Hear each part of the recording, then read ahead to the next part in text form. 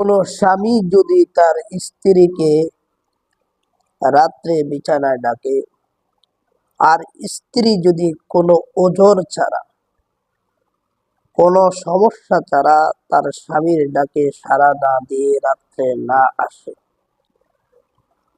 বুখারী শরীফের মধ্যে রয়েছে, আবু হুরায়রা রাদিয়াল্লাহু তাআলা আনহু বলেন, ওই স্ত্রীর উপরে সারা রাত ফেরেশতারা অনবরত তার উপর লানত করতে থাকে।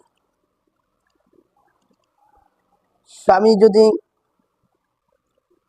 স্ত্রীকে ডাকে আর স্ত্রী যদি রাত্রে সাড়া না দেয়, শরী কোনো হুকুম ছাড়া, শরী কোনো সমস্যা ছাড়া যদি সেই ডাকের সাড়া না দেয়, তাহলে ওই স্ত্রীর উপর সারা রাত ফেরেশতারা লানত করতে থাকে। এ হলো 1 নম্বর কারণ। 2 নম্বর কারণ, কোন স্ত্রী যদি স্বামীর অনুমতি ছাড়া অন্যত্র কোনো রাত কাটায়, স্বামীর অনুমতি ছাড়া যদি স্ত্রী অন্য কোনো জায়গায় রাত কাটায়, যতক্ষণ পর্যন্ত স্বামীর কাছে না আসবে ততক্ষণ পর্যন্ত আল্লাহ রাব্বুল আলামিনের ফেরেশতারা ওই নারীর উপর লানত করতে থাকে।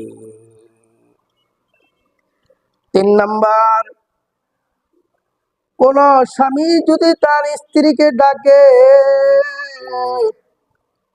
আর স্ত্রী ওই ডাকের কোনো সাড়া দেয় না, 1 দিন 2 দিন 3 দিন 4 দিন যাবত এমন করতে থাকে, বুখারী শরীফের মধ্যে রয়েছে, হযরত আবু হুরায়রা রাদিয়াল্লাহু তাআলা আনহু বলেন, আল্লাহ তাআলা ওই স্ত্রীর উপর রাগান্বিত থাকেন যতক্ষণ পর্যন্ত না ওই নারীর উপর তার স্বামী রাগান্বিত থাকেন।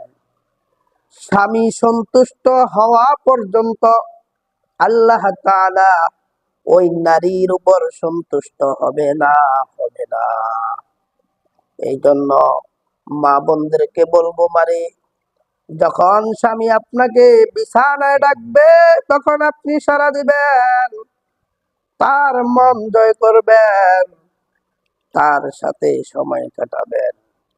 স্বামীকে স্ত্রী কখন ডাকে তার মনোবাসনা পূরণ করার জন্য। স্ত্রী যদি স্বামীকে সন্তুষ্ট না করতে পারে, ওই স্ত্রীর উপর লানত থাকবে, ওই স্ত্রীর উপর আল্লাহ তাআলাও সন্তুষ্ট হয়ে যান। এই জন্য মাগো, আপনারা আপনাদের স্বামীদের কদর করবেন, তাদের মন জয় করে চলবেন। তারা যখনই ডাক দিবে তখনই সাড়া দিবেন, কারণ স্বামী স্ত্রী যা করবে এটা সওয়াবের অন্তর্ভুক্ত।